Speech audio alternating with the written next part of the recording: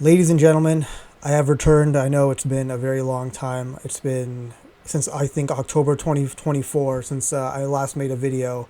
But I was like, dude, I was setting it up and everything for today's video, and literally the lighting wouldn't work. I tried to get the new microphone and everything. It just wasn't working out, and part of me was like, dude, probably shouldn't make a video today, but I was like, no, I gotta. If I don't do it today, I never will. So today was like the day where I had decided I was gonna make this video, and it's been a long time coming. I know I've been gone for a bit, but there's been so much going on in the world of MMA, and truth be told, it's not like I left because things were boring or anything like that. Just life and stuff like that happened, and as you guys can see, I put on some weight, been hitting the gym more often, boxing and all that as well. But I really wanted to just come and talk and really force myself to do this because I felt if I didn't, I never would. So I got a new setup as well. I'm looking over at the screen right now. I've tried to block as much of the fight as I could so I don't get copyrighted. But um, here's to hoping the UFC don't bug me for this. If they do, I'll just change it up next time. I thought the PowerPoint was getting kind of boring anyways.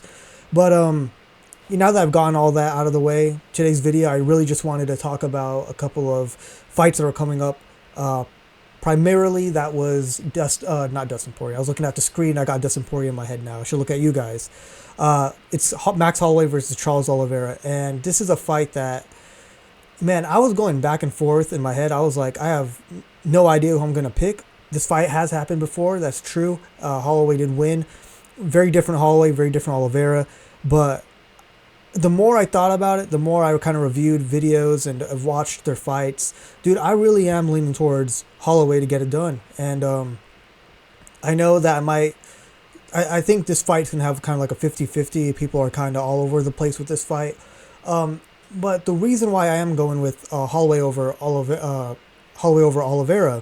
is that, first and foremost, typically when I pick a fight, I really like picking the guy that, if they're both very equal, well, which one of them can grapple? Because if things get hairy, the guy who can grapple will be able to survive more than the guy who can't. That's kind of why I picked Taira over Holloway. Was if stuff got pretty rough for Taira, I know he could shoot a takedown and get it. I did not know if Holloway could do that. So you would think, knowing all that, I would go with Oliveira. But the reason why I'm kind of leaning more towards Holloway for this fight is, first and foremost, we do know that Oliveira is a tremendous grappler, tremendous submission artist. But if you look at his fight with Chandler, if you look at, even his fight with Arman, he's not able to get... He's a great submission artist, but he's not as great as a wrestler as he is in his submissions.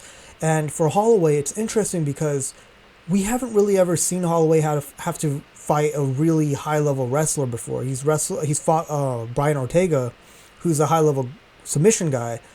But he has fought Volkanovski, so I actually should take that back.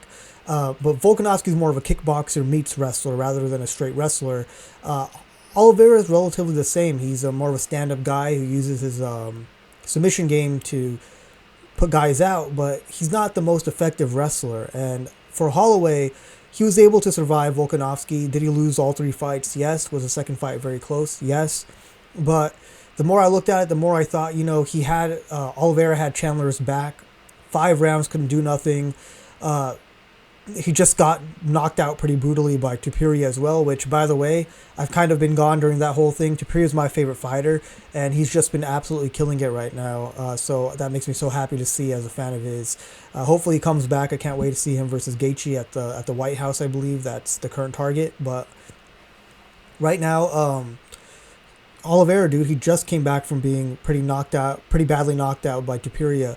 The question is, will he ever be the same? Will his chin ever be the same? Gamrot is not the best guy to answer that because he's not known for his insane power. Now, Oliveira did get Gamrot out of there, and it's impressive because Gamrot's a great wrestler. But when I was watching that back, I was thinking to myself, like, dude, is Gamrot actually like any good? I mean, I shouldn't say that. He's not bad by any means, but he's not. I would say he's like one of those guys who's in the top 15, but not really the top 10. And his best win is a robbery over Arman Tsarukyan. I still think he should have lost that pretty clearly. But he's had close fights with Dan Hooker, who I definitely know what's going on with Dan Hooker. Don't worry about that. I saw the craziness that all was. But he had a close fight with Dan Hooker. He had a close fight with Jalen Turner. He got schooled by Beneil Dariush.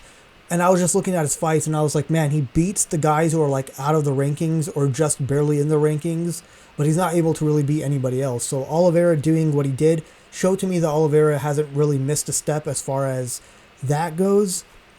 But I do worry because, again, he's not the strongest wrestler, and Holloway did get taken down by Taira. He has been taken down by Volkanovski. He gets back up though, right? He's not one of those guys you just hold down and he can't get back up. With the Oliveira, the fear is more so the submissions. And as far as Holloway goes, man, he has great jiu-jitsu. You saw Dustin Poirier got tapped out. You saw Justin Gaethje tapped out. But I really do think Holloway has shown in his career to have pretty good jiu-jitsu, all things considered, especially off the bottom. So when I see how the fight goes, dude, especially at 155, and Holloway's showing that his power is a lot better at 155 now.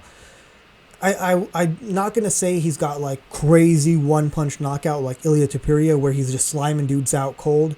He's not doing that like he did it to Gaethje at the very last 10 seconds of the fight when Gaethje was already completely dusted, and Gaethje could have just said, nah, I'm not going to stand in the middle and trade with you, but he did anyways. But when Holloway, and as I say that, Holloway just like dropped, I think he just dropped Poirier in the video. He does have a lot more power at 155. We've seen that before, and dude, Oliveira is a bit chinny. Like, let's just say it like it is. He is pretty easy to hurt, and with Holloway and his volume, that's gonna be the big difference, man. It's like guys hurt Oliveira like Gaethje with one punch.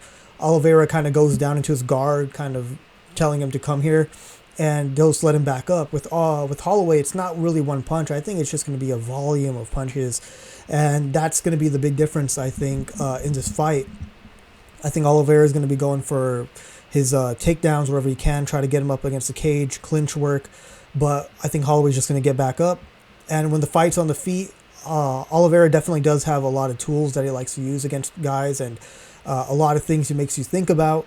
But with Holloway, I just think that the volume, the power, everything's going to be too much for Oliveira. So right now my prediction is I am going to go Max Holloway, and I think he's actually going to win by like maybe TKO in the later rounds. So, man, it's a crazy fight.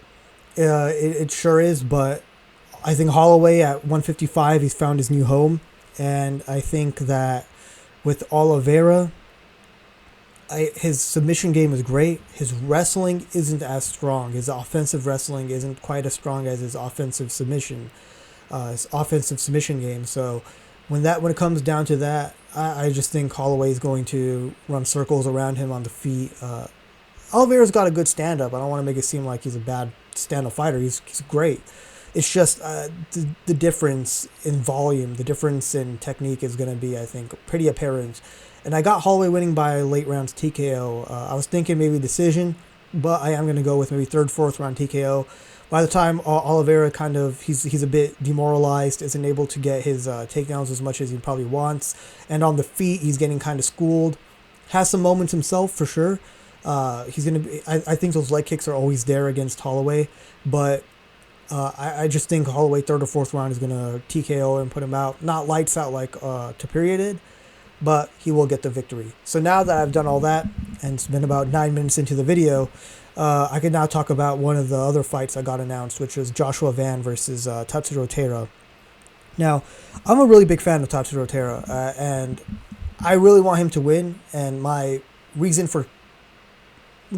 why I'm going to explain why I think he wins is primarily me trying to justify to myself why I want him to win.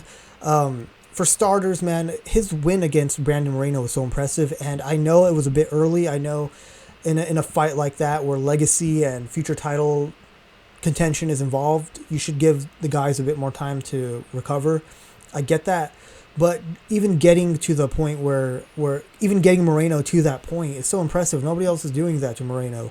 And his grappling, it's like every time we see him, he gets better. Like against the Korean prospect, which he took on short notice, admittedly, but it was a completely different level. Like Tatsuro Taira completely shut him out. And then Brandon Royval, that was a very close split decision. And honestly, I'm very impressed with him in that performance because the guy's striking ain't that good, let's just be honest here. But his grappling was so strong that he went to a very close split decision with a Brandon Royval, who did get admittedly put out by Manel Cap, which needs to be said. And it could be argued Manel Cap should be fighting over here again for the title. But, man, I get the UFC. They want that Japanese market. They really want to have a big star from there. So they're going to give... They tried to do it with Kai Asakura, which failed miserably. But I think Tatsuro Taira is maybe the guy to get it done. Maybe he's going to be the guy who finally becomes a Japanese superstar they've been kind of hoping for. So now I have to explain why I think he's going to win. Dude, his grappling is so incredible. And when it comes to Joshua Van's boxing is great. I get that, but the way people talk about him, you think they're talking about prime Davison Figueiredo. Like, nobody's one-punch knocking dudes out at flyweight like that guy was. And Joshua Van certainly isn't. Does he have really good striking? Yeah, he's got tremendous striking. But I do not think he's got that power that Davison Figueiredo had. And so, again, against a guy like Tatsuro Taira, Brandon Royval had a lot of success on the feet, but Tatsuro Taira showed that he's super, super durable. And people forget, man, in the fight with Joshua Van and Brandon Royval was technically winning the fight until the last knockdown at the third round that won Joshua Van the fight. If Royval had used his striking to more or less keep Joshua Van at bay like he should have, he would have won that fight. So let's not pretend like just because Royval lost to Manel Cap that he's suddenly like not as good as he used to be, or that he's not, or rather I should frame it as that he's no longer a great fighter or never was a great fighter. He's really good. And we saw that even against Brandon Moreno. The fact that Manel Cap was able to do what he did to him, you got to wonder how much of that was from the damage that Joshua Van put on him first. But either way, dude, I don't think Joshua Van's got that one punch, Davison Figueiredo consistent power. And so Taira has shown that he's extremely durable. He's shown that he's extremely versatile in his grappling, dude. Nobody gets to the back like he does. And I know, Ray Surya had no chance against Joshua Van. Yeah, I mean, but I don't consider Ray to be on the same level as Taira. I think he's just... His ability to get to your back from all different positions is insane. And Joshua Van, man, he's shown great striking. We're still kind of asking about his grappling. The Ray Surya fight, to me, just isn't enough of an answer. So, do I think Joshua Van could put him out? Sure. But Brandon Royval couldn't. I don't think Joshua Van will. And I think that Taira is getting better and better. Joshua Van is too, don't get me wrong. But with Taira, we are seeing an improvement both in his striking and his grappling. Joshua Van hasn't really had to show off his grappling as much. But I am just going to pick Taira. I want him to win, so I'm going to justify it to myself. And yeah, I really hope he gets it done. So I kind of yapped on for a bit there. But my current predictions for the next title fights are Max Holloway by TKO, third or fourth round. And I am leaning towards Tatsuro Taira. I'm not specific, I don't have a specific round in mind yet. But I'm probably going to go first or second round, maybe submission or TKO. Similar to the what he did to Brandon Moreno, where it's not really the damage, it's just Joshua Van's eating a lot of unanswered shots, and the referee is gonna have to step in. And also, Taira is taller. Typically, taller guys do struggle with shorter guys taking them down. You saw that with Makhachev and Volkanovski. That is something I am gonna have to take into consideration. That is a fact, but man, I feel real confident in Taira. I just do. I have to watch more videos, more of their fights. The fights, it's like, what, 327, isn't it? So that's going to be quite a whiles away. So I have more time to kind of solidify my pick. But as of right now, Tatsuro Taira will be getting it done, in my opinion. And so I'm going to end it there. I've been yapping quite a bit. Again, this was I was not going to be making this video, dude. I was... when the lighting wasn't working, my camera, this is my old microphone, not the newer one I had. I was like, dude, I don't think I'll be able to get this done. But I was like, no matter how sloppy it is, no matter how bad it turns out, like I have to do this for myself. And now that I've finally done it, now that I've gotten this over with, I feel more comfortable coming back. Full speed ahead, dude. I got all sorts of stuff. I really wanted to make a boxing tier list. That was one thing that I kind of regretted I didn't make before my hiatus, so to speak, my hiatus. But I'm back. And one of my goals, man, I really want to go live one day. I'd love to go live and just chat up MMA with you guys. So here's to hoping that I'm back full time, and I should be. Hopefully I am. Once I get this, I'm looking at this lighting right now. It's kind of pissing me off, dude, which is why I'm looking to the side. It's like I don't even want to look at the camera. I'm using my iPhone as a light, but now that I've got this out of the way, hopefully this is the start of great things. I think it is, and I'm going to end it there. So I'll see you guys in the next one. Peace out.